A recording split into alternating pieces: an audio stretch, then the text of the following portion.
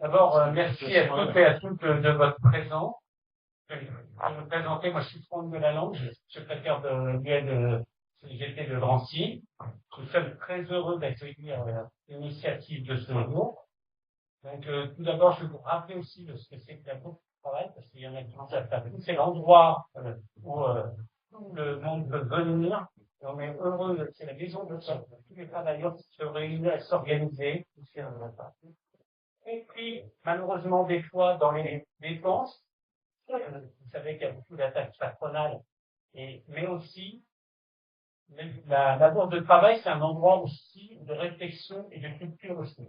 Et c'est dans ce cadre-là que s'inscrit l'initiative de plaisir, avec, en partenariat avec le Salon du Livre, étant là, et pour la 4e édition, on s'est inscrit dans cette initiative et en même temps, on a choisi aussi de proposer un débat. Et voilà, donc, voilà, je sais un peu. Avant de laisser la parole aux camarades de l'IHS qui sont intervenus, Emmanuel, donc on a un message donc délivré du petit fils d'Ambroise Croizat. C'est sûr de ne pas être présent à la réunion. Donc je vais laisser présenter Henri. Bonjour à tous. C'est avec regret que je ne puis assister aujourd'hui à cette initiative qui vous rassemble, car très sollicité dans la période et engagé sur d'autres actions. Je voulais souligner l'importance de la mémoire ouvrière dans la construction de la sécurité sociale qui s'inscrit en fond récit distillé par l'histoire officielle. Cette histoire officielle qui cherche à minimiser le rôle qu'a tenu Ambroise Croizat dans cette construction et qui cherche aussi à cacher la mobilisation du monde du travail et au premier plan des militants de la CGT qui ont permis à cette œuvre civilisatrice de voir le jour. Il faut déconstruire ce mythe de l'histoire officielle qui consiste à laisser croire que, au sortir de la guerre, un État bourgeois, dans son immense générosité, nous a permis d'améliorer nos conditions de vie. Ces améliorations, nous les devons qu'à nous-mêmes, grâce aux luttes qui ont été âprement menées. Je suis persuadé que les intervenants de qualité qui animent votre initiative sauront en convaincre ceux qui en doutent encore.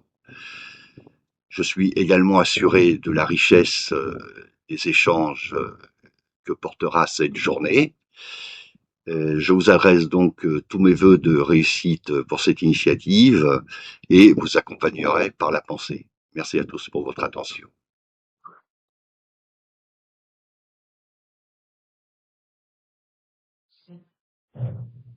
Je voulais aussi excuser la présence de Kamel Rami, qui est secrétaire de l'UD 93, qui, comme vous le savez, il y a la manifestation contre les violences contre les femmes qui a lieu en ce moment même, donc qui ne pouvait pas se rendre présent, mais qui est de tout cœur aussi avec nous dans cette initiative. C'est la première fois sur l'UD de Drancy, un événement, et c'est génial.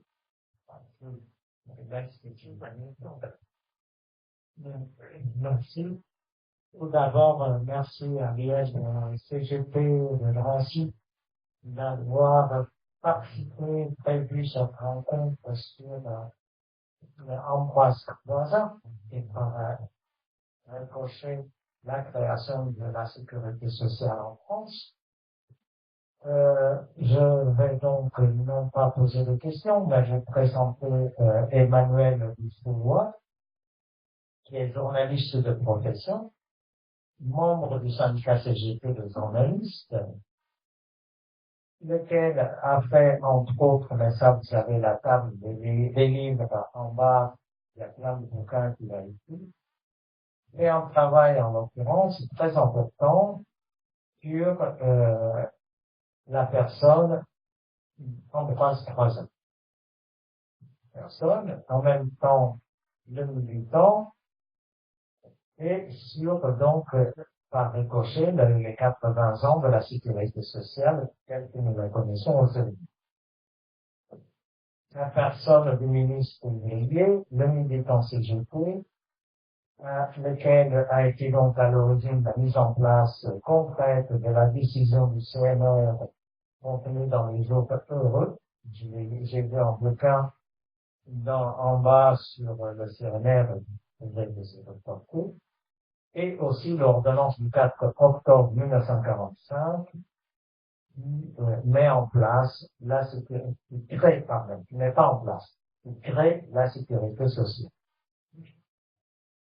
Je voudrais juste, avant de dire quand même que cette décision du CNR n'est pas tombée comme ça du ciel, forgée dans l'action de la guerre contre l'occupant nazi, que ça vient déjà du 19e siècle avec la mise en place des mutualités ouvrières. En 1910, avec une première loi sur les retraites, que la CGT de l'époque était pour, mais que la CGT-U n'était pas d'accord, ils considéraient que cette retraite était une retraite pour les morts, parce que l'espérance de vie était de 45 à 50 ans pour les ouvriers de l'État. C'est pas la même situation.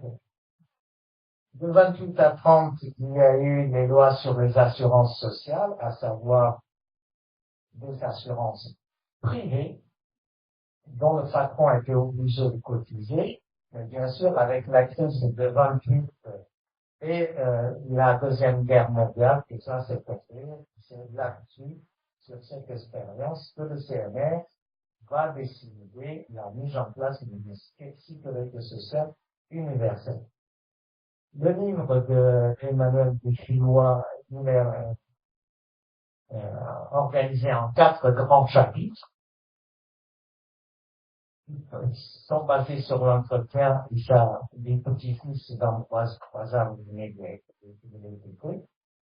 et donc, ils se composent de 4 grands thèmes: les origines du futur ministre, la guerre, le ministre et les mémoires, son occultation. Ça, je pense qu'Emmanuel va pouvoir mieux vous présenter son travail et je lui passe la parole tout de suite.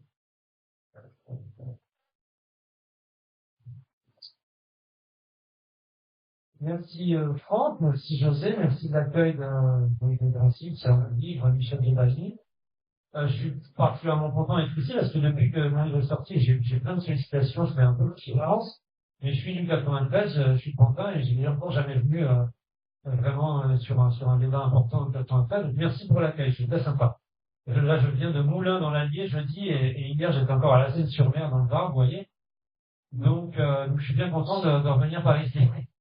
Et la deuxième chose, c'est que j'étais justement à Moulins dans l'Allier avec Pierre Fayot-Croizat, encore il y a 2 jours, le fils d'Ambroise, puisque donc lui il habite dans la Nièvre, mais il était près de chez lui, et il vous salue et il vous adresse tous ses vœux de camaraderie. J'ai combien de temps pour cette présentation? J'essaie de faire court, mais l'idée c'est d'avoir vraiment des questions de la salle et que ce soit un peu un échange parce que c'est ça qui est intéressant. Alors écoutez, je vais essayer je voudrais que vous reteniez peut-être 3 choses. Je vais essayer de faire mon présentation autour de 3 idées. La première, c'est que c'est vraiment le mouvement ouvrier à travers Croizat qui a contribué à bâtir notre modèle social, et notamment la Sécu. C'est un ouvrier. Première chose, je vais essayer de vous expliquer ça. Ça, c'est important. Parce que ça a tendance à être un peu effacé. La deuxième chose, c'est que si c'est intéressant de reparler de Croizat aujourd'hui, c'est pas, justement, faut pas le mettre au relique, faut pas le mettre au grenier, et ça peut nous servir, et ça va nous servir, et ça nous sert aujourd'hui, parce que ça nous rappelle les principes originels de création de la Sécu, qui ont été en grande partie altérés, détricotés depuis. Et ces principes originels, on peut tout à fait, même s'il y a des besoins nouveaux aujourd'hui, il est très important de les connaître et de s'en servir comme levier pour mieux la défendre aujourd'hui et même la renforcer et l'étendre, la Sécu, parce qu'elle est extrêmement attaquée et fragilisée. Et la troisième chose, alors ça, je fais très court, mais si vous voulez, c'est une question, on peut y revenir, c'est effectivement, c'est important aussi, de parler de lui, parce qu'il a été en grande partie effacé, Alors, pas dans la mémoire que j'appellerais militante de la CGT, du Parti communiste, mais dans la mémoire plus institutionnelle.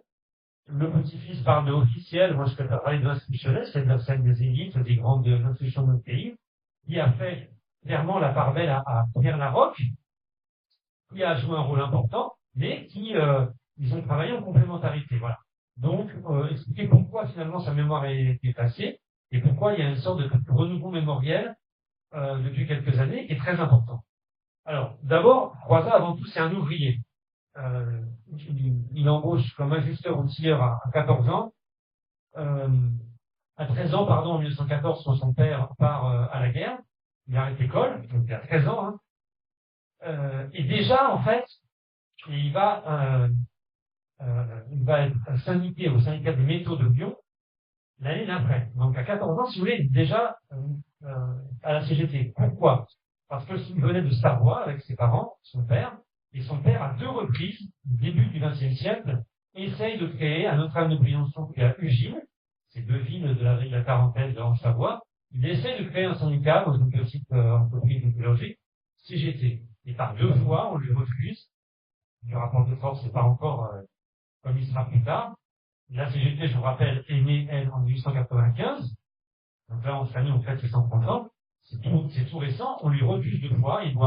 Il est licencié, il doit quitter la ville. Le petit Ambroise, à 5 ans, il quitte une première ville. À 7 ans, il quitte une deuxième ville. Il se retrouve dans la banlieue lyonnaise.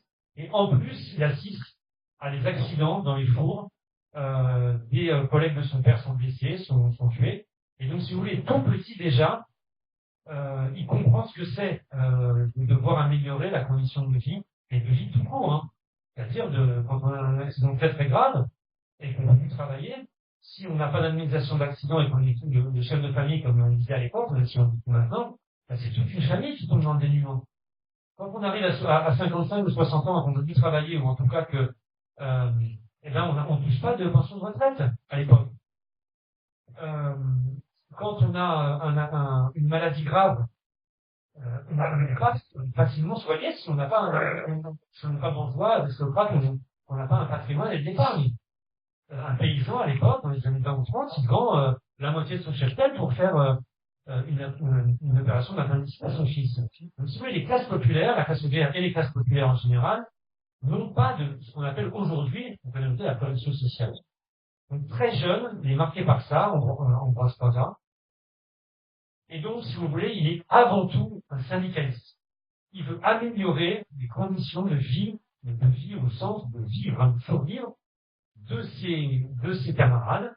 Et ensuite, dans un deuxième temps, à partir de 1920, quand il était le Parti communiste avec scission convaincue par rapport au socialisme, il va devenir communiste. Et si vous voulez, c'est la suite de son engagement syndical, de l'engagement communiste. C'est-à-dire, il veut vraiment, c'est vraiment un homme de terrain et de vie des gens, petit peu. Je passe des étapes, mais il va diriger la fédération des métaux de la CGTU en 1928, quand même, donc entre 1920 et 1936, il y a 2 CGT. Il y a une CGT socialiste et une CGTU. D'ailleurs, attention, hein, parce que 1910, c'était que la CGT. On était opposé il n'y a pas encore la CGTU. Donc, il est d'abord la fédération des métallos CGTU, et puis en 36. Alors, la grande année pour le mouvement ouvrier. D'une part, il est élu député du Front populaire en tant que communiste, Ambroise Croizat, député du 14e à Paris. Et puis, il est donc dirigeant, secrétaire général de la fédération des métallos CGT réunifiés. Et alors, ce qu'il a posé dans son dessin, la première chose, c'est que son père était métallo et il s'inscrit dès 14 ans au syndicat des métaux, mais ce qui pèse à nouveau, c'est l'année 36-37. Sa fédération, passe de 46 000 à 832 000 adhérents en quelques mois. Il n'y a pas de précédent dans l'histoire syndicale française. En 45, quand la CGT sera à 5 millions d'adhérents, il y aura 1 million de métallos. Aujourd'hui, à titre de comparaison, le pays, il y a 50% de plus de population, et la CGT est à 600 000. La CFDT, 600 000 également. Vous voyez la différence, le rapport de force. Donc, en plus des grèves qu'il a menées et des négociations avec le patronat et de l'expérience du terrain qu'il a acquise, le fait qu'il dirige la plus grosse force syndicale du pays, à travers les métallos, c'est ça qui explique fondamentalement qu'il est devenu un ministre du Travail. Parce que Donc ça, c'est la deuxième étape, c'est après la guerre, en 45, on a les premières élections d'après-guerre, législatives, en octobre. Le PCF devient le premier parti, avec 27%. Et donc, pour la première fois, on a 5 communistes qui vont au gouvernement de De Gaulle. De Gaulle va rester 2 mois, parce qu'après, il a plus la légitimité, la même démocratique qu'il avait de légitimité comme résistant. Et donc, le PCF arrive en tête. Il est à la fois auréolé de sa résistance, et puis, c'est dans la continuité de l'élection du Front populaire des 36, il y avait un peu d'arrêt avec la répression entre 30 et 40, mais si vous voulez, il est vraiment dans une période où le mouvement ouvrier est en plein essor. Donc, il y a 5 ministres communistes et 3 à le travail. Donc, gardez bien en tête que c'est un ouvrier. Et donc, dans la période de... Ah oui, d'accord, je suis filmé, c'est pour ça que vous regardez le site. D'accord, pas compris. C'est dans la période de la République française qui existe ce ministère du Travail depuis 1906. C'est la seule fois où il y a un ouvrier qui a été ministre du Travail. Et cet ouvrier, parmi tous les ministres du Travail depuis 1906, c'est celui qui, de très loin, a le plus grand bilan social. Je vous explique. Donc, il a créé avec le haut fonctionnaire Pierre Laroque la sécurité sociale. Je vous redis une chose importante, c'est que quand on a un vocabulaire un peu grand public dans les quotidiens, dans la rue, on a tendance parfois à limiter la sécurité sociale à l'assurance maladie, à la carte vitale. C'est seulement une des 4 branches. Vous êtes d'accord ici? Les autres branches, c'est l'assurance vieillesse, les versements des pensions, les CAF, les allocations familiales, et l'indemnisation des accidents du travail et des maladies professionnelles. Et alors, en France, pour des raisons que je ne vais pas rentrer dans les détails, par exemple, l'assurance chômage, c'est le cas, par exemple, en Belgique, mais en France, elle n'est pas dans la Sécu, parce que justement, elle n'a pas été créée en 45-46 dans la sécurité sociale, ça a créé plus tard en 58. Elle n'est pas dans le cadre branche, d'accord? Assurance maladie, retraite, accident du travail, alloc. Donc, il crée déjà avec Pierre Laroque la Sécu. Mais en plus, il crée les comités d'entreprise, il crée la médecine du travail, et malgré les conventions collectives du Front populaire qui ont été un énorme, qui sont aujourd'hui, en fait, que nos salaires en partie, quand on convention collective baisse et puis il y a des niveaux de grandes différences dans le pays, c'est vraiment un avis très important, ces conventions collectives. Malgré cela, il y avait encore une discrimination légale de 10% du salaire des femmes, un abattement de 10%, légalement, c'est-à-dire, vous étiez sténo, homme 1600 francs, femme 1450. C'était légal. Donc au moins, ils suppriment cet abattement légal, il n'y a plus de discrimination légale. Vous avez bien tout compris, tous et tous, que on va pas passer du jour au lendemain à l'égalité salariale, mais en tout cas, il fait passer son décret. Donc si vous voulez, en 15 mois de ministère effectif, notamment toutes ces lois, c'est l'année 46, c'est un bilan absolument exceptionnel. Voilà. Donc, le mouvement ouvrier a grandement contribué à bâtir notre modèle social tel qu'il existe encore aujourd'hui. Les lois et la Sécu et les lois de 46 sont à la base de notre modèle social et les lois à ce moment-là.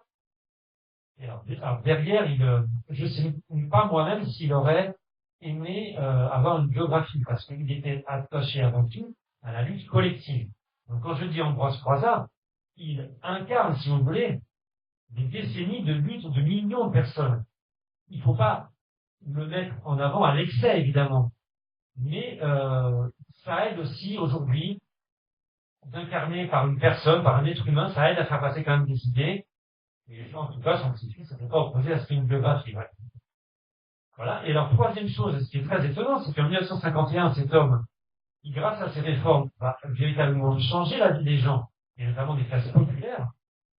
L'espérance de vie passe en quelques décennies de 60 ans à 80 ans dans le pays. Grâce à la Sécu et au progrès de la médecine. Mais grâce à la Sécu aussi. Parce que s'il y avait les progrès de la médecine seule, sans la Sécu, on n'aurait pas touché tout le monde. Et donc, ça fait une énorme différence. La mortalité infantile baisse énormément. Et donc, véritablement, les gens ont changé et il gagne un petit peu le surnom de ministre des Travailleurs, si vous voulez. Et quand il meurt en 1951, très jeune, il y a un grand nombre de personnes, 1 million, je pense que c'est un chiffre. Oui. Donc, on va notamment parler de son assistante. Je pense que ce chiffre est exagéré. Mais il y a des dizaines, voire des centaines de milliers de personnes à ces obsèques qui vont de la CGT à Château-Landon au Père-Lachaise en 51. C'est vraiment des grandes obsèques. Il est tout à fait chéri des classes populaires de ce pays. Il est très, très, très, très aimé, très apprécié. Et pour autant, dans les années suivantes, notamment dans mon livre, j'explique que Jack, c'est dans les années 90 et 2000, parmi les élites de ce pays, en tout cas, ceux qui enseignent à Sciences Po, à l'ENA, ces gens-là, ou même à l'école des cadres de la sécurité sociale, qui est à Saint-Étienne, eh ben, il est en grande partie oublié. Il est effacé de la mémoire au profit de Pierre Laroque, le fonctionnaire. Alors, il y a diverses raisons à cela. Certaines bonnes, beaucoup de mauvaises. On pourra en reparler après si vous avez des questions, parce que là, je vais m'arrêter et je vais vous laisser un peu la parole. Mais, précisément, ça a quand même un peu pour but d'effacer le rôle du mouvement ouvrier dans la construction du modèle social. C'est ce que disait Pierre bien dans le début de sa vidéo. C'est pas un État bourgeois dans sa grande générosité qui, du jour au lendemain, a dit, ah bah tiens, il y a une guerre un peu dure, on va donner plein de droits en termes de sécurité sociale et dans d'autres domaines aux classes populaires. Voilà, c'est un peu plus compliqué que ça, hein, c'est un rapport de force. Hein. Et si vous avez des questions, là, je vous expliquerai que la sécurité en termes de ça, c'est pas un consensus. C'est à minima un compromis, et il y a quelques syndicats et partis qui sont pas d'accord sur la façon, notamment dont l'organisation unique se met en place. On va en parler. Mais je termine, donc il a été en grande partie effacé un peu de la mémoire. On le voit bien pour ceux qui ont vu le film social, à 2-3 reprises, c'est bien expliqué. Et depuis une quinzaine d'années, alors ça a démarré vraiment par un colloque comme par hasard, hein, des métallo-CGT. C'est pas un hasard, c'est parce que c'était ce syndicat, mon syndicat. Ensuite, par le premier et seul à ce jour, avant mon livre biographe, il faut lui rendre un grand hommage, de Croizat, le seul qui existait, hein, c'est le Savoyard, et c'est la deuxième chose, c'est marrant, hein. Le premier c'était les métallo-CGT, et le deuxième c'est un Savoyard ou bien un Croizat. Michel Étirand, il a grandi dans la même cité ouvrière, à notre plein de Briançon que Ambroise Croizat. Il a fait une première biographie qui a vraiment permis de sortir, comme dit Gilles Pérez, qui a fait un documentaire, il a sorti Croizat des catacombes de l'histoire, et puis, la troisième, étape, si vous voulez, ça a été le documentaire de Gilles Perret, La Sociale, en 2016, et là, qui a un peu élargi, même au-delà du cercle militant, qui a un peu plus fait connaître Croizat, et donc, c'est pas un hasard si, notamment dans les mouvements sociaux, dans les manifestations contre les 2 réformes des retraites successives de 2019, 2020 et 2023, là, on a eu, je le montre dans mon livre, je sais pas où tu peux montrer la toute première photo quand on ouvre, en rôle rouge, voilà. Il y a eu, à plusieurs reprises dans des manifs, des slogans ou des références, des calicots, à Croizat. Notamment, à un moment donné aussi, voilà ce que c'est un véritable ministre du travail, où il y avait aussi, Croizat revient du sol à craquer, voilà. Donc, si vous voulez, il y a un renouveau mémoriel qui permet de montrer, ce qu'était et j'en termine par là, pardon, oui, ce qu'était la sécurité sociale telle qu'elle avait été en 45, c'était le financement des principes que je voudrais que vous gardiez en tête, le financement par la cotisation, aujourd'hui c'est plus de 50%, la gestion par les assurés qui étaient élus à travers leurs programmes syndicaux, 75% de sièges pour les syndicats dans les caisses, aujourd'hui c'est l'État qui gère la sécu, depuis 2 étapes qu'on peut inclure. La troisième chose, très très important, vraiment, alors ça très important. On déterminait les besoins des êtres humains, qui sont les besoins pour se soigner, les maladies, quel remboursement, donc du coup, il fallait donner aux médecins, quel niveau de pension les gens devaient avoir pour pas être dans le dénuement une fois qu'ils arrivaient à la retraite. Donc vraiment, on parlait de la vie des gens, de leurs besoins humains. Et ensuite, on adaptait le financement. On développait une autre cotisation. Aujourd'hui, c'est l'inverse, les 82 et 96. Notamment pour l'assurance maladie. ONDAM, Objectif National de Dépenses d'Assurance Maladie, on fixe le plafond de dépenses, et après, bah, je ne pas s'étonner que la satisfaction des besoins en découle. Ce n'est pas l'inverse. Et donc, on dérembourse les médicaments, on fait la franchise médicale, etc. Et la quatrième chose, c'est le périmètre de la sécurité. C'est quand même, alors, il y a eu tout de suite les modérateurs, bon, on a eu tout de suite des mutuelles qui remboursaient une partie, mais si vous voulez quand même, notamment l'assurance maladie et même la retraite, le périmètre principal, enfin ceux qui remboursaient, ceux qui indemnisaient les gens contre les risques de la vie, c'était la sécu. Si vous voulez, les mutuelles étaient marginales. Et, petit à petit, ils ont pris plus de place. En 89, on a accepté notamment pour l'assurance maladie que les assurances privées, ainsi qu'un peu au prendre. Et donc, voilà, il y a vraiment eu énormément d'étapes, je ne vais pas tout les dire, mais en beaucoup d'étapes, par exemple, l'étape en 80 avec les barres de dépassement honoraire, l'étape en 89, que les assurances puissent rentrer dans le champ de l'assurance maladie, l'assurance privée, etc., etc. Ensuite, les branches médicales, ensuite, le PES, le taux de remboursement de certains médicaments ou par la Sécu. Et donc, au fur et à mesure, on transfère des charges sur ce qu'on appelle les complémentaires santé. Notamment, complémentaires santé, vous voyez ce que c'est les mutuelles, qui sont à but non lucratif, pratiquement, et les assurances à but lucratif. Tout ça, c'est des complémentaires santé.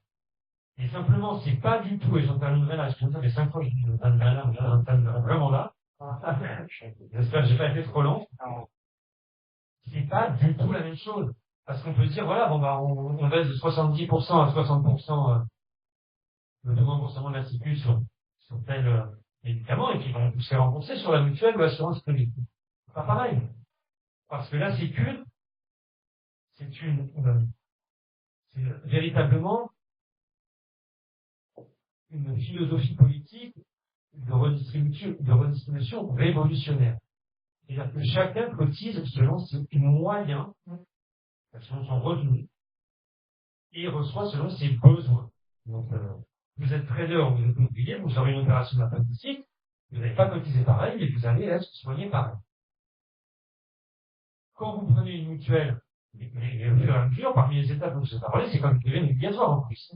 Quand vous prenez une mutuelle ou une assurance, qui plus est une assurance privée, vous cotisez à titre très individuel. C'est-à-dire, ça dépend de votre âge. Si vous êtes très âgé, c'est pas pareil que si vous êtes jeune. Ça dépend de vos antécédents familiaux et médicaux. Ça dépend de, vous voyez, donc on n'est plus du tout dans un système solidaire de redistribution et égalitaire. On est dans un système, qui est moins efficace, qui coûte plus cher, parce qu'il est plus inégalitaire. Donc, plus le périmètre de la Sécu se réduit, et plus le périmètre des complémentaires santé augmente, et moins le système, et plus on s'éloigne de ce qu'ont voulu créer Croizat et Larocque en 45, et c'est pas bon pour les Françaises et les Français. Bon, merci. Voilà.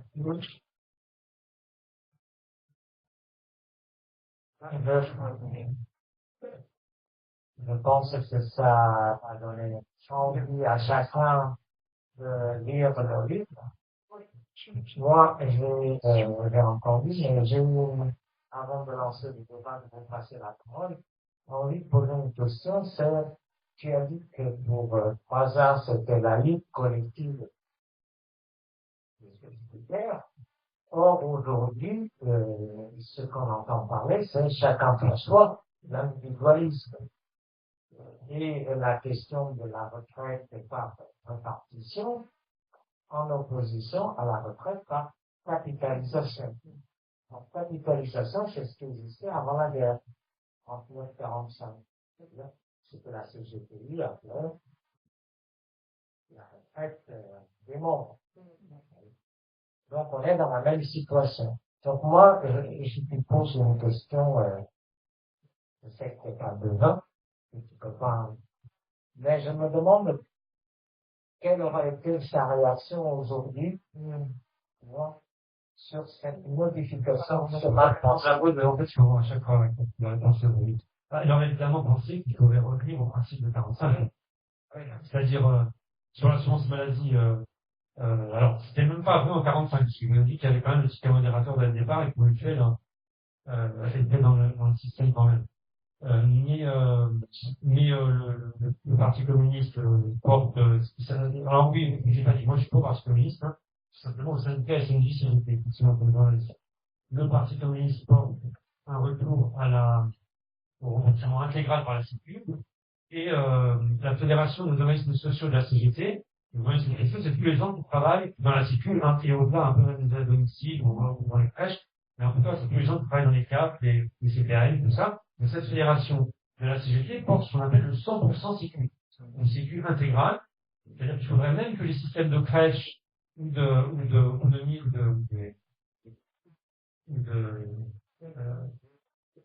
maisons de retraite, pardon, les EHPAD, soit carrément dans le système de sécu. Moi, par exemple, à titre personnel, hein, j'engage personne, là, il a cette personne, mais j'y serais favorable, et ça serait extrêmement différent. Par exemple, vous n'auriez pas à avancer d'argent voilà, et par exemple, pour le travail des femmes, au niveau des crèches, ce serait une avancée sociale formidable. Ce serait exactement l'esprit de 45. Donc, un 100% sécu, où effectivement, vous auriez les besoins nouveaux, vous serez de nouveau dans la sécu, et puis également, tous les complémentaires santé. Alors, déjà, peut-être par étapes, parce que certaines mutuelles jouent un rôle de fait intéressant, certaines. Mais déjà, les assurances privées, les rabattre dans le périmètre de la sécurité, et en deuxième temps, effectivement, aussi le côté mutuel. Donc lui, évidemment, il dirait ça, et puis il est évident qu'il défendrait corps et âme le système par répartition, et pas un système par capitalisation. Donc, vous voyez bien, tous à peu près ici, quelle est la différence. Ouais. Et effectivement, par exemple, les élections présidentielles 2027 semblent se diriger vers un grand débat là-dessus. Alors, simplement, j'ajouterais dans là, c'est que dans une époque de fait, hein, dans une époque où la défiance est grande envers de nombreuses institutions, la sécurité sociale remporte 88% de satisfaction auprès des gens. C'est-à-dire qu'en réalité, à chaque fois que les pouvoirs, je ne sais pas si vous avez vu, mais se sont attaqués à la sécurité, que ce soit sur les défaites de l'assurance maladie, à chaque fois, que ce soit dans des sondages ou dans des mobilisations sociales, on a bien vu que les Français, ils restaient grossièrement attachés. Parce qu'ils savent ce que ça a changé dans la vie des gens après guerre. Et donc, gouvernement après gouvernement, s'ils s'attaquent à ça, ils vont être de plus en plus impopulaires. C'est par hasard si Michel Barnier est tombé sur un PLFSS, un plan de la Sécu. Donc c'est vrai qu'il va y avoir un débat fort en 2027. Simplement, le problème de ces 80%, c'est qu'aujourd'hui, ces 80%, du fait de la division profonde des classes populaires entre l'extrême droite, l'abstention et la gauche, elle ne se traduit pas en une majorité électorale. C'est ça qui fait que, mais bon, par exemple, le fait, quand Barnier est tombé, c'est qu'il y a une majorité de l'Assemblée qui l'a fait tomber, voilà, sur le PLFSS. Donc, les Français sont extrêmement attachés à leur sécu. Ça va être le système social, globalement, l'État-providence, ça va être un gros débat, je pense, 2027 et les années après. Et c'est clair que les Français ne veulent plus, on détricote, et continuent à fragiliser leur sécu. Simplement, est-ce que les élites qui favorisent le privé veulent, parce que c'est un magot, hein, c'est 670 milliards dans le sens de la sécu, le budget d'État, c'est la dépense, c'est 450. Vous voyez, c'est super bien.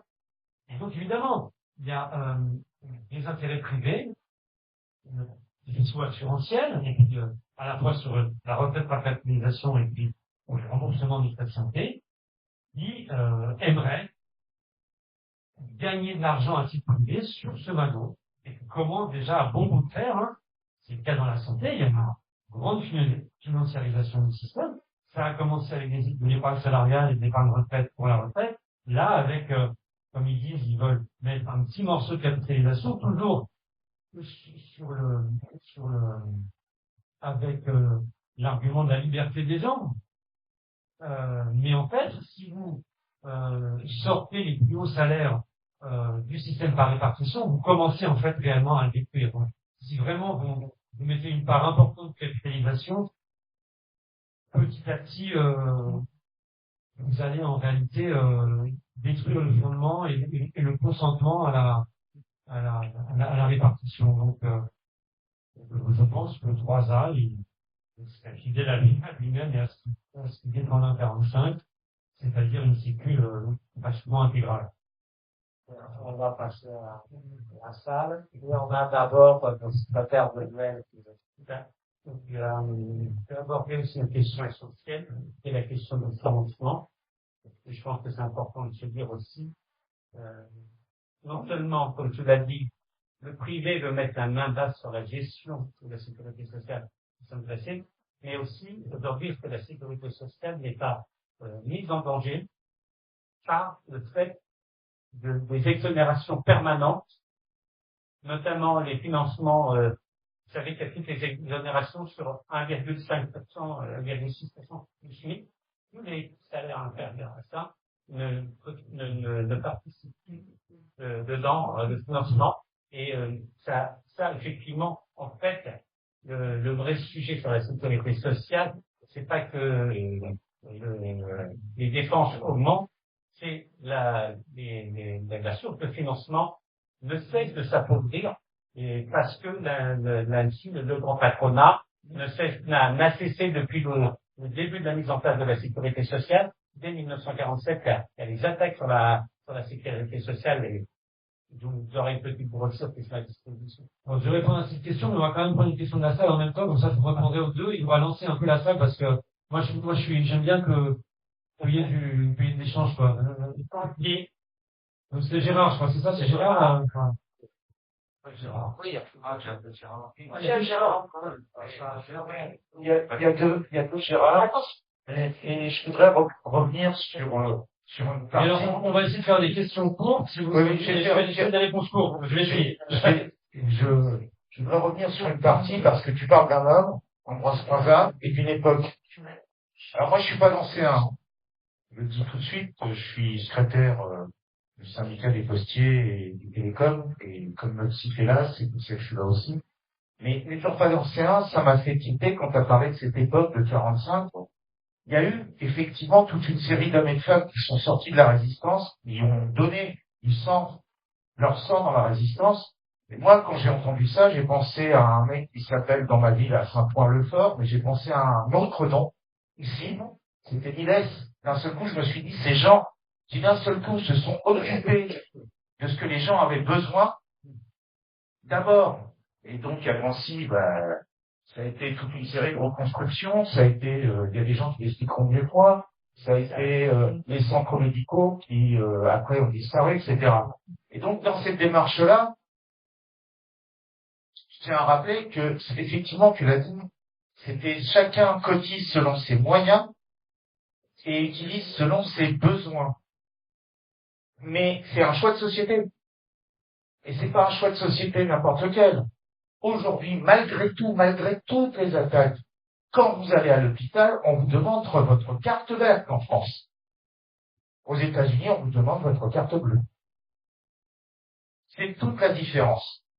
Et c'est vraiment un choix de société. Alors après, il y a des améliorations. Et deuxièmement, il y avait un truc quand même. C'est que depuis le début, on nous explique, moi je suis né en 63, et j'ai toujours entendu dire, oui, mais les patrons, ils cotisent. Non, les patrons, ils cotisent pas. C'est notre salaire. Cette fameuse part patronale dont on nous parle et on nous rabat, c'est notre salaire. On est en train de nous voler. Tout de suite, là, maintenant. Donc je pense même pas. Et cette génération d'hommes et de femmes, dont Ambroise Croizat est je dirais le fer de lance, dans notre département, Étienne Fajon, j'ai plus tous les noms ne me reviennent pas. Donc, on a eu à un moment de cette histoire du clos. Oui, voilà, merci pour du clos. Excuse-moi, je cherchais, mais Bernard Grenier. Oui, voilà. On peut multiplier. Mais, là, on donne beaucoup de noms de femmes, d'hommes. Mais il y avait beaucoup de femmes aussi qui ont soulevé le problème. Et cette question-là, de travail collectif, il faut qu'on se la pose. Et aujourd'hui, tu as raison. Effectivement, c'est l'État qui valide par le biais. L'État a utilisé un mot qui m'a pas plu, qui a rien à voir avec l'État-providence. L'État, il nous donne rien. C'est notre travail qui génère cette richesse et on veut notre travail. et ce qui génère cette richesse, et on doit nous l'appliquer. Et quand Ambroise Croizat a mis ça en place, comme les maires qui ont mis les centres médicaux, ils ont dit, on prend l'argent aux patrons, aux exploiteurs, pour le mettre. Et oui, c'est un choix de société, et effectivement, moi je suis effectivement syndicaliste, mais je suis aussi membre d'un parti politique, c'est un choix de mettre en commun les choses, et quand on met en commun, eh bien, on fait du communisme. On est très rare, et puis après, je répondrai. C'est bon, la responsabilité.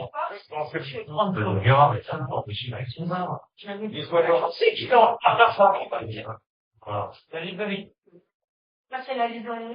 Oui, pas de problème, je dis qu'à Oui, intéressant, c'est vrai.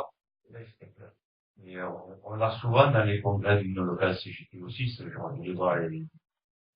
On est obligé d'intervenir souvent par rapport justement à la système et certains termes utilisés dans le document d'orientation. Dernièrement, je suis au congrès du 29, et je suis monté au créneau parce que le document d'orientation, il parlait de 2000 euros net.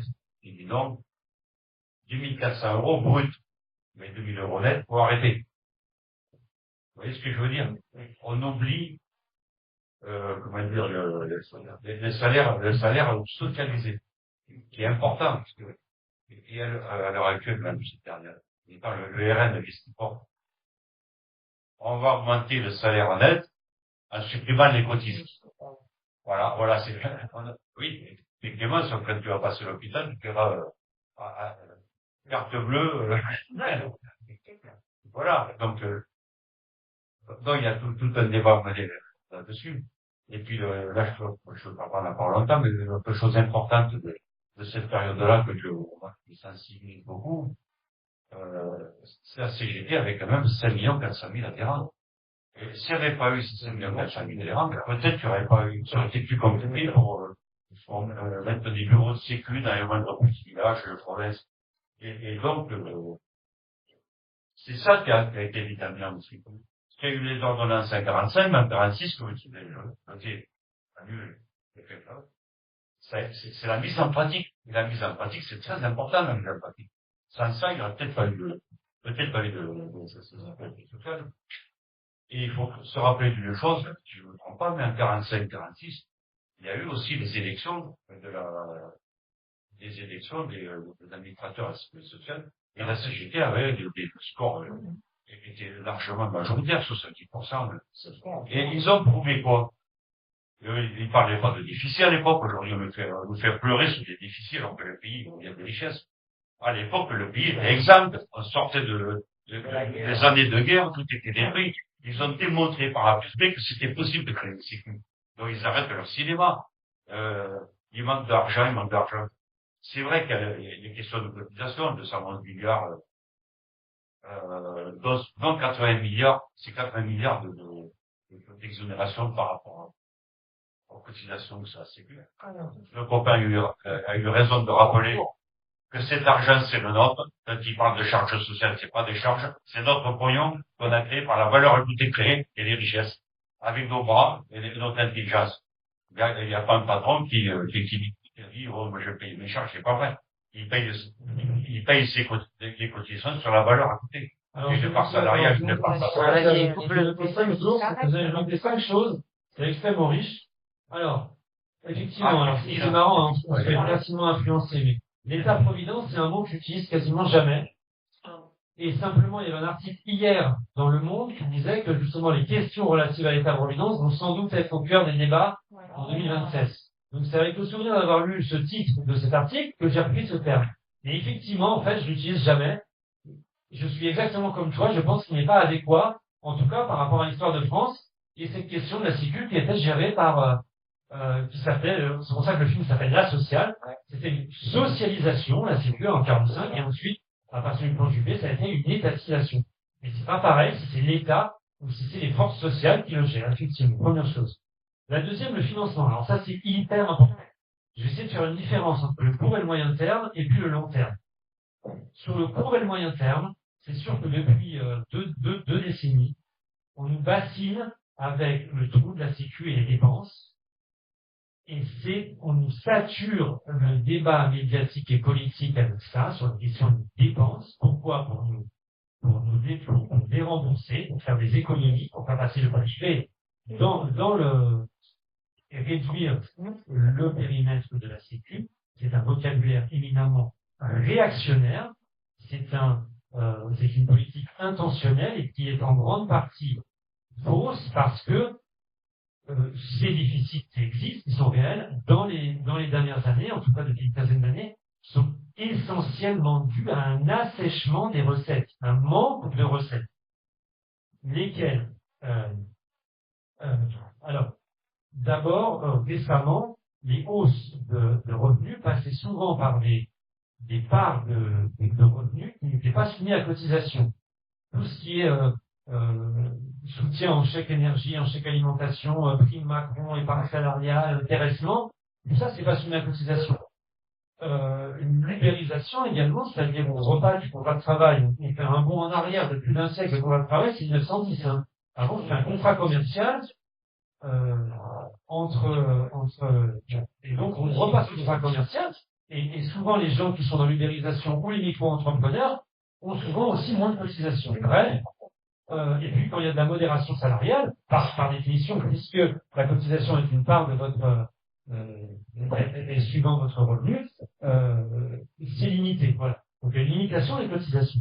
Ensuite, il y a une politique qui est menée depuis une trentaine d'années d'exonération des cotisations sociales pour dont parlait Franck, qui a connu une accélération énorme à partir du macronisme en 2017. On est à peu près à 20 milliards par an, maintenant on est à 80 milliards.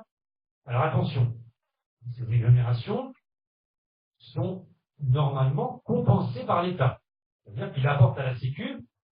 Alors, première chose, c'est peut-être compensé, mais du coup, ça donne un argument à l'État pour être d'autant plus la tutelle du financement de la Sécu, parce que vous avez moins de cotisation, vous n'avez plus de part d'État. Hein, vous voyez le truc. Première chose. Alors, deuxième, effectivement, c'est compensé. Mais en réalité, c'est une loi veille, d'obligation de compensation. Mais depuis quelques années, en réalité, ça n'y est plus. Et par exemple, là, on est à peu près à 5 milliards pas compensés. Alors, pour l'assurance maladie, vous est à 15 milliards, ça nous fait déjà un tiers du déficit quand même. Hein. Voilà. Donc, manque de recettes. Et puis, peut-être la dernière chose, et notamment avec le Covid, c'est que le Ségur de la santé, l'augmentation des revenus des soignants, il n'a pas été budgété, et en fait, c'est aussi une grande partie. Donc, actuellement, sincèrement, le déficit, il est créé artificiellement. Il n'est pas énorme en plus, hein. Il est très très loin du déficit de l'État, et de la Sécu. En termes de PIB, c'est faible. C'est absolument facile par la volonté politique, en changeant ces questions de recettes et de dépenses. Ça, c'est fait à court et moyen terme. Donc, si vous vraiment retenez un truc, il faut donner des ressources, il faut doter la sécurité sociale. Si elle est dans cet état-là, c'est qu'on n'a pas accepté de la doter. Quand Raymond Barre fait les dépassements honoraires parce qu'il y a des métiers qui veulent gagner plus en 1980, il aurait pu doter la Sécu. Et c'est la Sécu qui remboursait les médecins, et sans doute d'ailleurs que ces honoraires auraient au fil des années moins augmenté. Maintenant, il décide de faire un secteur 2, et donc de donner le remboursement des complémentaires santé. On n'est plus dans la Sécu. Mais parce qu'il a choisi de ne pas doter la sécurité sociale de ressources. C'est sur la sécurité sociale qui s'occupe de ça. Ça, c'est à court et moyen terme. À long terme, il faut bien se rendre compte qu'il est vrai quand même qu'on a une population qui vieillit beaucoup, on a des progrès de la médecine, et donc on a des dépenses de santé qui augmentent à peu près de 4% par an. L'ONDAM nous donne généreusement 1,6%. Comment voulez-vous que les hôpitaux publics et le reste de la médecine, le reste de la santé arrivent à s'en sortir, puisque l'augmentation qu'on leur donne ne correspond pas à l'augmentation réelle des dépenses. Ça ne peut pas marcher.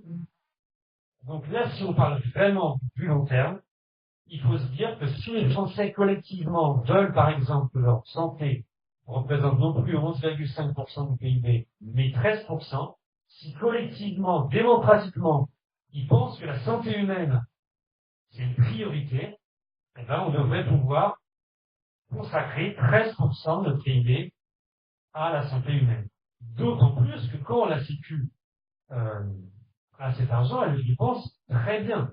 Aux États-Unis, le système de santé, c'est 18% du PIB, mais comme c'est des assurances privées à tire-larigot, les gens très fortunés sont très bien soignés, les médecins et d'autres sont très bien payés, mais la population ou les états sanitaires sont inférieurs à la situation de la France. Donc, je vous redis, 18% du PIB consacré à la santé et au labo pharmaceutique et aux médicaments, donc 11,5% en France, où ça va beaucoup mieux.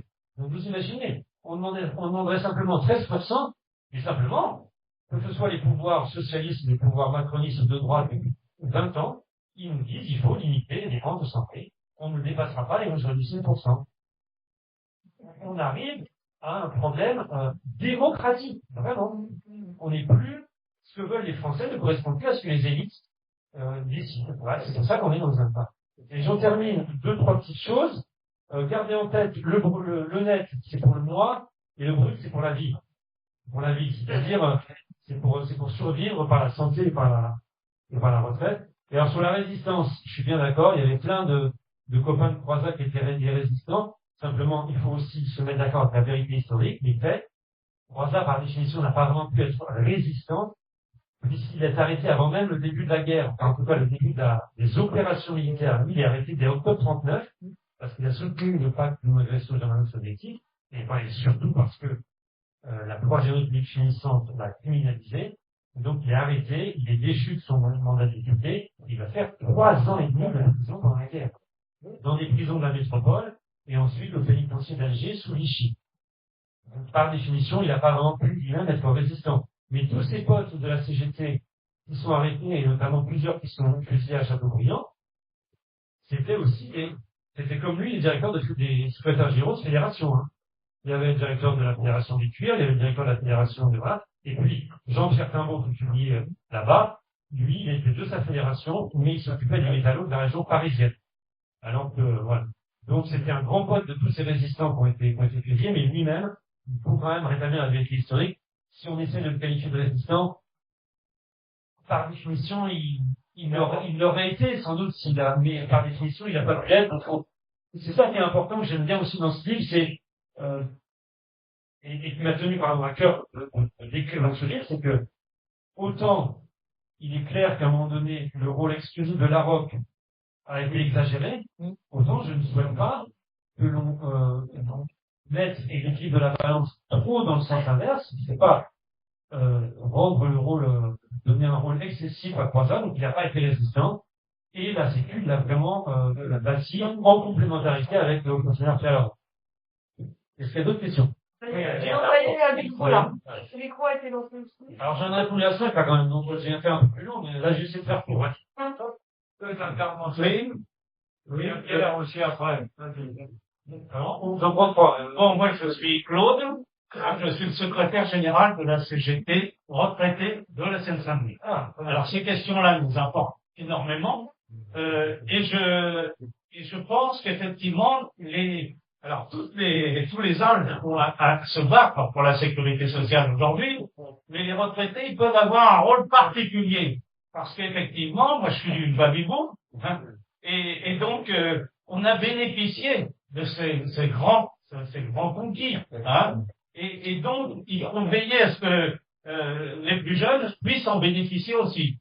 Alors, ça, il faut éclairer, hein, bien sûr, il faut éclairer. Moi, j'ai entendu qu'il y avait 88%, hein, des personnes qui étaient satisfaites, c'était une grande invention, la sécurité sociale. Mais ils ne se rendent pas forcément compte qu'en ce moment, quand on veut passer la retraite, eh bien, ça va toucher, bien évidemment, la sécurité sociale. Et là, on a un rôle très important à jouer tous, hein, sur cette question. Parce que c'est insidieux, les gens disent, ben non, mais la sécurité, c'est la maladie. Hein.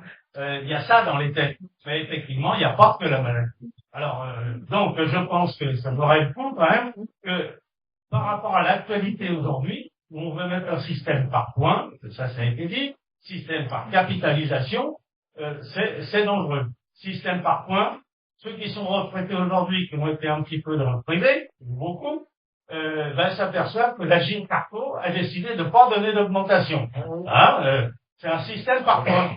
c'est un système de caractère privé, paritaire, mais qui prend des décisions, donc où les salariés sont pas majoritaires dans l'affaire.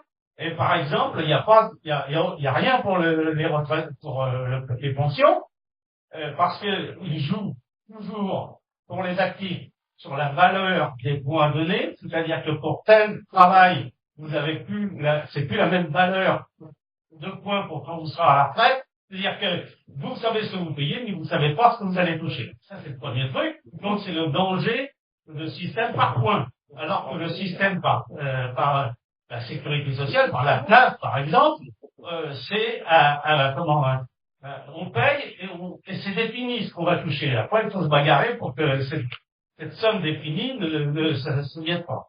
Alors ça, c'est la première chose. Moi, j'ai lu votre livre, mon livre, bon, on peut dire. Je suis quelqu'un qui s'intéresse depuis longtemps. J'avais lu tout ce qu'avait écrit Clément auparavant. Je sais pas si c'était dans la presse. Moi, j'étais au journal Le Monde. Dans la presse, j'étais secrétaire du CE à l'époque, parce que ça fait un moment que j'ai arrêté. Et dans mon entreprise, effectivement, il y a eu un plan d'épargne d'entreprise. Et pour, effectivement, les salariés ont plongé dedans parce qu'effectivement, le patron qui s'appelait Colombani, à l'époque, il a fait en sorte que ça soit vraiment très fortement bonifié, au début. En réalité, tout le monde a plongé là-dedans, et là, il y avait rien pour la sécurité sociale, ni pour la fête. Alors, c'est ça, c'est que on va avoir des attaques dans tous les sens dans ce domaine. Nous, on a quelque chose à faire et bien faire la démonstration. Alors, je ne reviens pas sur la cotisation, ça a été dit par les camarades, mais sur cet aspect que c'est quand on touche à la retraite, on touche à la sécurité. Et ça, c'est pas dans les têtes. Par contre, si vous posez la question, et je suis d'accord, les gens sont attachés à la sécurité. Et c'est là où on a un travail à faire très important. Merci.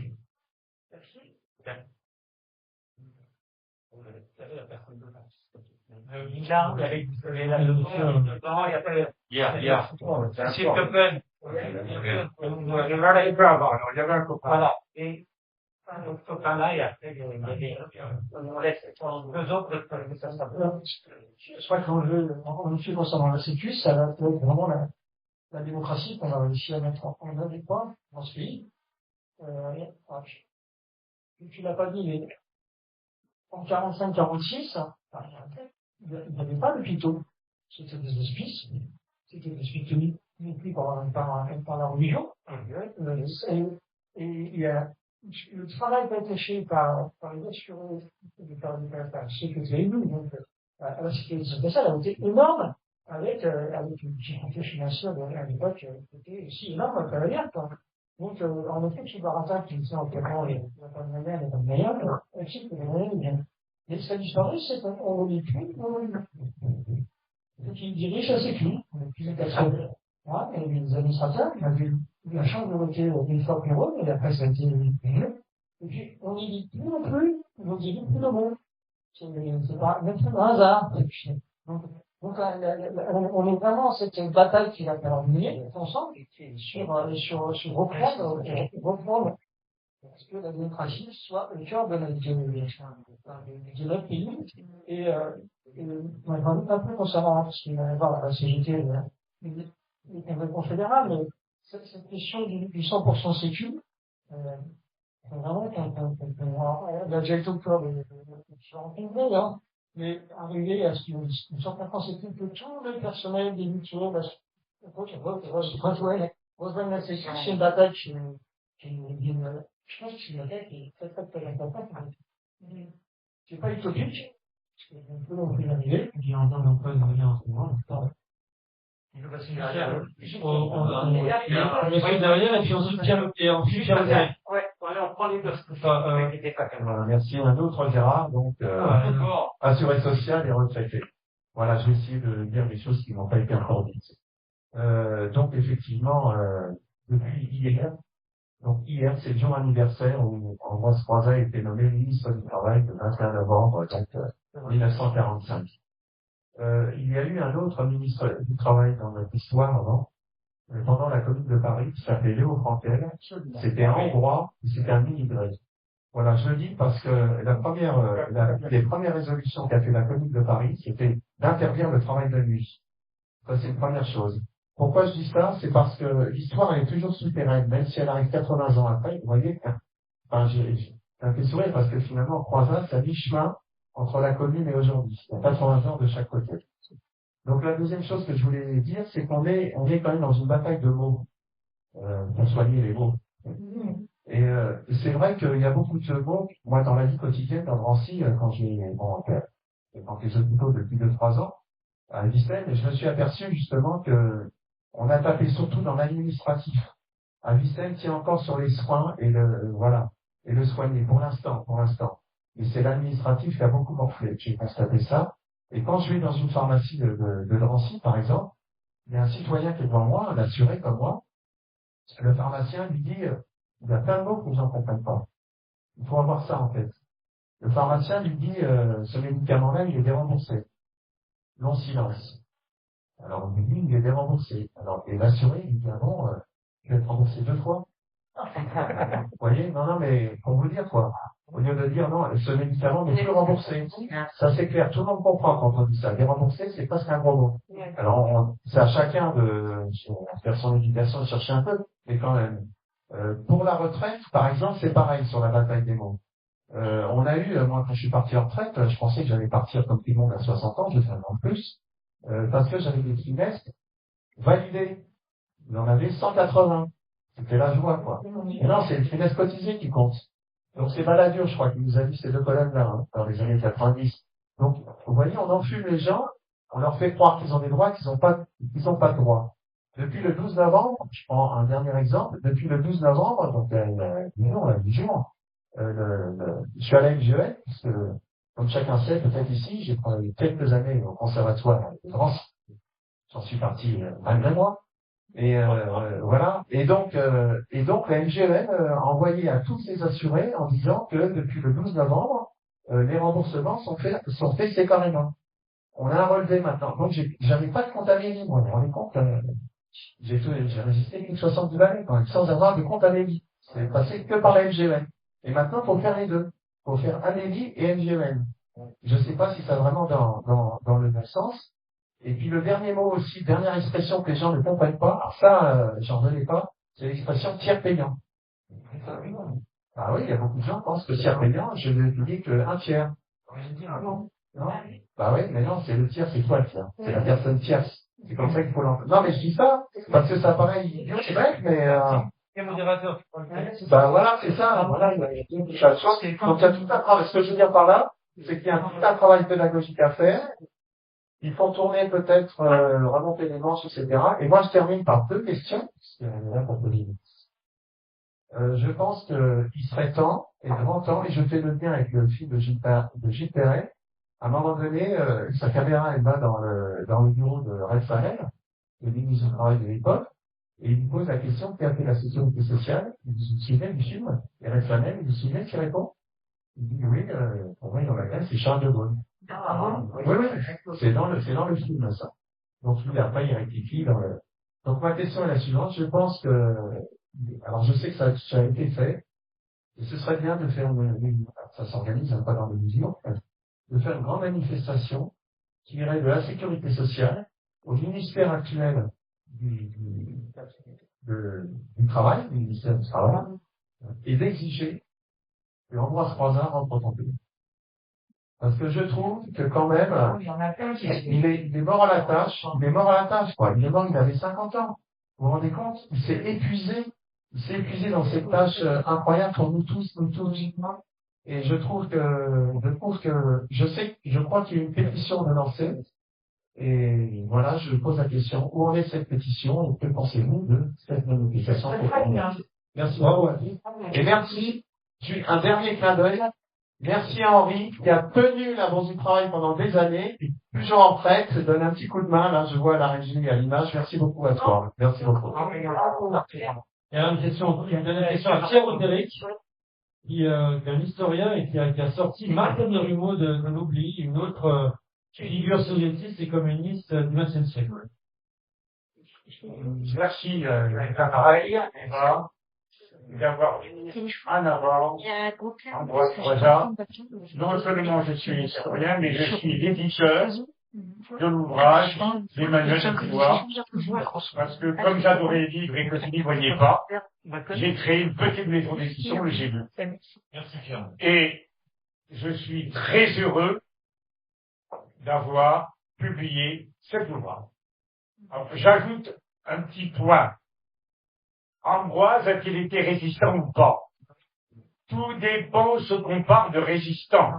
Si, comme le croient certains, ou comme le disent plusieurs historiens, la résistance se réduit à des sabotages et à des bruits d'armes, il n'a pas pu en être, puisque député communiste du Front populaire, Croizat a été arrêté au début du mois d'octobre 1939, déchu de son mandat en mars-avril 1940, avant l'occupation allemande, par la Troisième République, par des députés élus lors du Front populaire en autres, et envoyés dès l'occupation par le gouvernement de Vichy dans le bagne d'Alger, la maison Carré.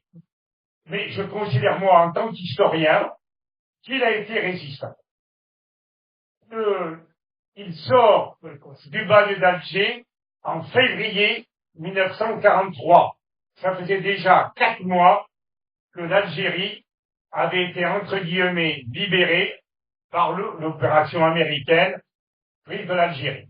Il a fallu 4 mois. Et au mois de juin, à la demande de la CGT, réunifiée, il rentre au comité consultatif créé par le général de Gaulle, qui a pour objet de remplacer l'Assemblée nationale qui est morte le 10 juillet 1940.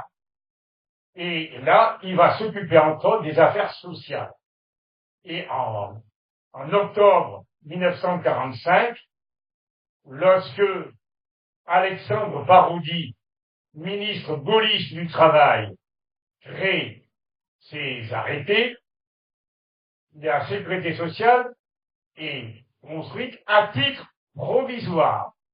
Et Baroudy travaille en osmose avec Ambroise Croizat, et Ambroise Croizat succède à Baroudy quelques semaines plus tard, en novembre 1945. Et c'est le 22 mai 1946 qu'il fait voter la loi mettant en place la sécurité sociale, et je vais être le plus bref possible, en indiquant, que cette loi, il est donnée dans les mandats représentatifs 3 voix sur 4 aux travailleurs, 1 voix sur 4 au patronat. Il est aussi dit que les branches de la sécurité sociale qui existent déjà sont solidaires les unes avec les autres. Il est en train d'indiquer que il y a souveraineté donc des cotisants et les travailleurs ont 3 voix sur 4 dans les différentes élections qui représentent. Et donc j'ajoute 2 dates importantes. 1967, les ordonnances de Gaulle-Pompidou, on va dire un mot sur De Gaulle après, de Gaulle-Pompidou, qui remettent en cause la répartition des sièges dans les caisses primaires d'assurance maladie, en faisant 50-50, moitié pour le patronat, moitié pour les organisations syndicales. Et là, les patrons peuvent jouer sur la division syndicale pour avoir des gens qui sont liés à lui. Et 1997, Juppé, qui fait que le budget de la sécurité sociale est aujourd'hui voté par le Parlement. Je veux dire un mot sur De Gaulle. De Gaulle sort de la résistance, il est nommé chef du gouvernement, et 2 mois, même pas 2 mois, 1 mois après l'entrée d'Ambroise Croizat et des ministres communistes au gouvernement, il démissionne. De Gaulle a été en résistance, c'était un joueur important, mais il était profondément marqué par son origine bourgeoise, par son origine militaire.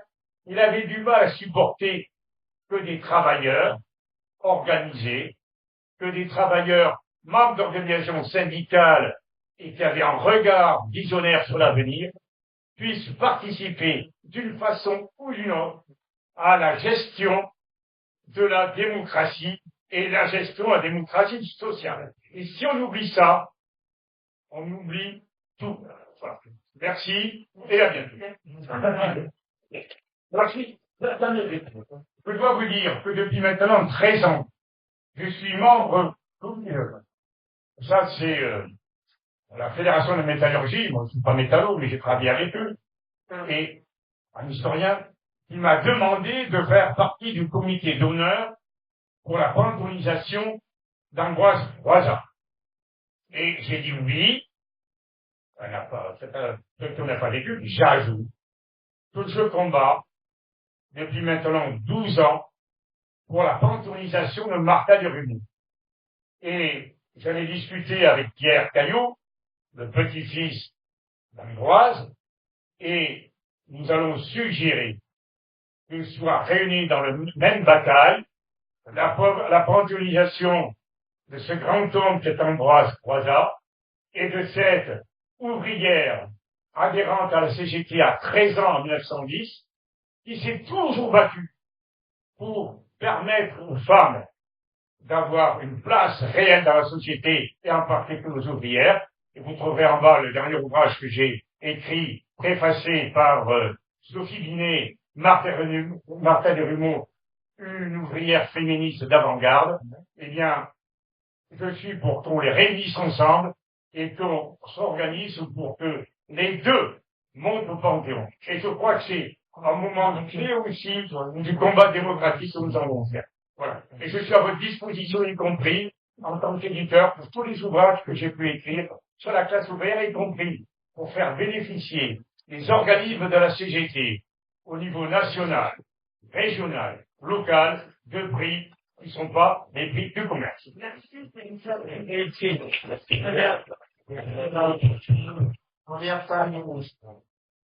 Bon, écoutez, bon, il y a eu beaucoup de choses, hein, c'est super intéressant, c'est bien, c'est un débat qui est riche et vous avez déjà plein d'idées. Je suis à peu près d'accord avec tout ce qui a été dit. Écoutez, qu'est-ce que je peux apporter de plus? Donc, Claude, quand il disait qu'il fallait effectivement faire l'éducation populaire, donc il fallait notamment faire bien comprendre tout ce que recevait la Sécu et puis parler aux jeunes. Bah, c'est vrai. Donc moi, nous avec Pierre Autéric, hein, qui a été l'éditeur, et Laurence Dubois, on a fait un ouvrage à 12 €. On a essayé de le faire pas trop cher. Je sais pas si vous avez vu aussi la graphie, la mise en page. Oui. L'idée, c'est qu'il puisse vraiment être lu par le grand public dès 15 ans. Voilà. Donc et par exemple, tout ce vocabulaire du tiers payant, des modérateurs, des remboursements, j'essaye précisément de ne pas l'utiliser et d'expliquer la même chose avec des mots simples, des mots que tout le monde va comprendre. Parce que précisément, c'est par ce vocabulaire technocratique qu'on cache les enjeux. Et les enjeux nous sont... et donc, il faut essayer de parler avec du vocabulaire du quotidien pour expliquer les réalités et les dangers. Le message de Pierre, tu l'as prévu. Donc, les hôpitaux, effectivement, et la production de soins, c'est exactement ce que la sécurité sociale a permis après 45. Là, ça a été un système éminemment efficace pour la production des soins. C'est pour ça que ça a changé la vie des gens. Et le meilleur ouvrage sur cette question, qui vous explique très bien les choses, s'appelle La bataille de la Sécu de Nicolas Da Silva, un ouvrage paru il y a 4-5 ans, que je vous recommande chaudement.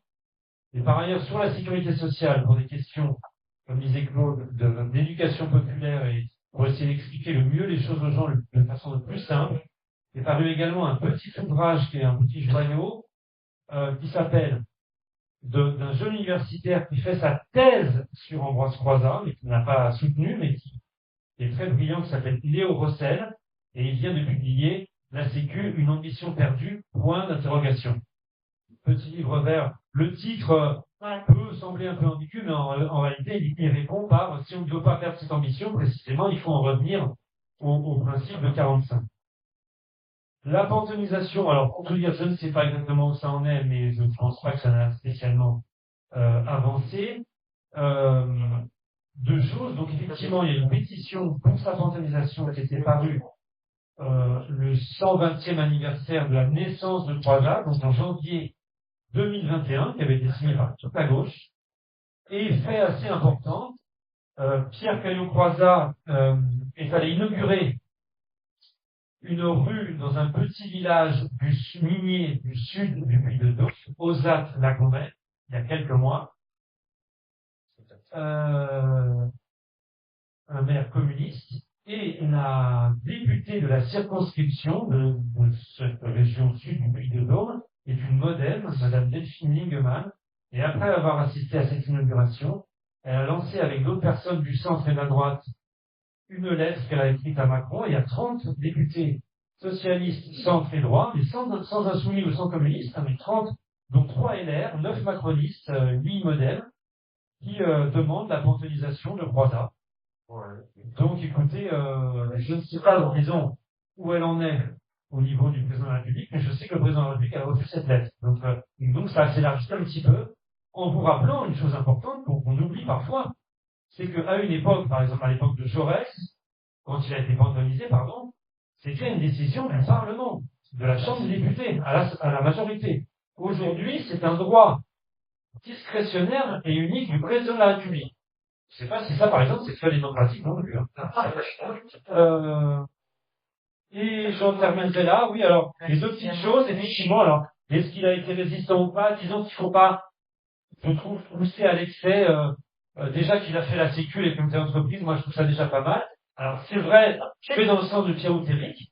Quand il a été libéré en février 43, il a effectivement parlé sur Radio Alger, et il engageait les résistants de l'intérieur en métropole à des sabotages et à, voilà. Mais disons que je trouve qu'il a déjà fait suffisamment. Et puis je terminerai par la chose suivante.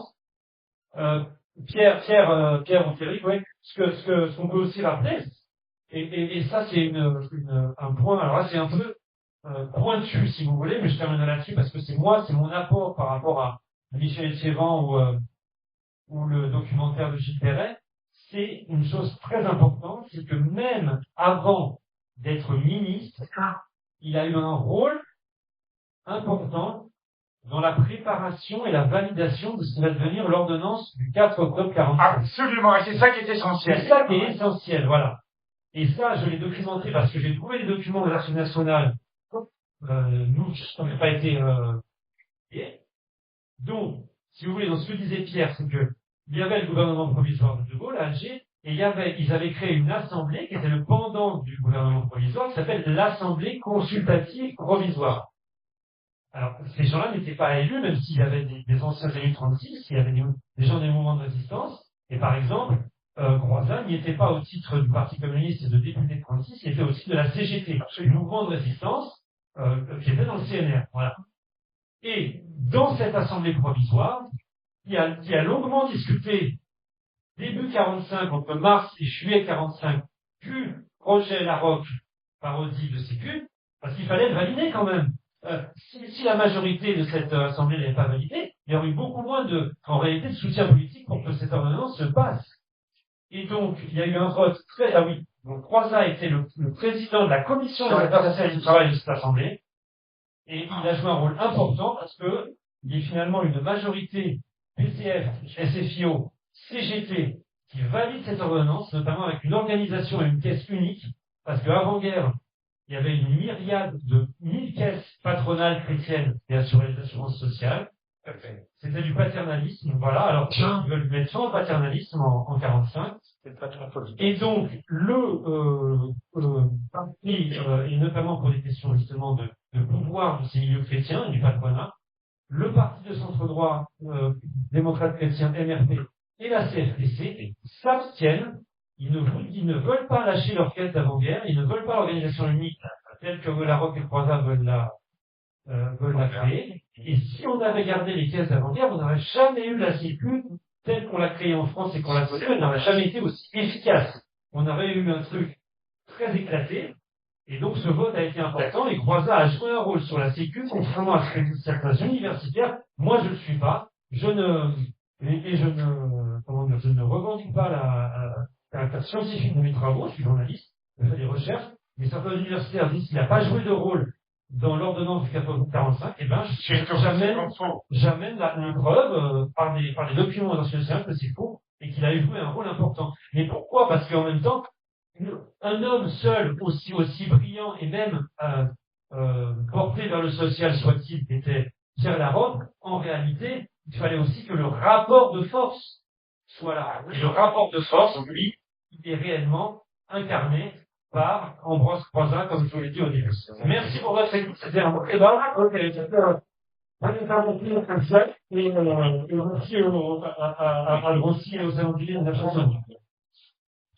Un petit dernier mot pour vous dire aussi qu'on met à disposition une petite revue sur le CNR, le Conseil national de la résistance, donc en lien aussi avec la création de la sécurité sociale, qui a de votre disposition sortant. Merci à tous celles et ceux qui sont venus et de la qualité des débats aussi. Et merci à toi, Emmanuel.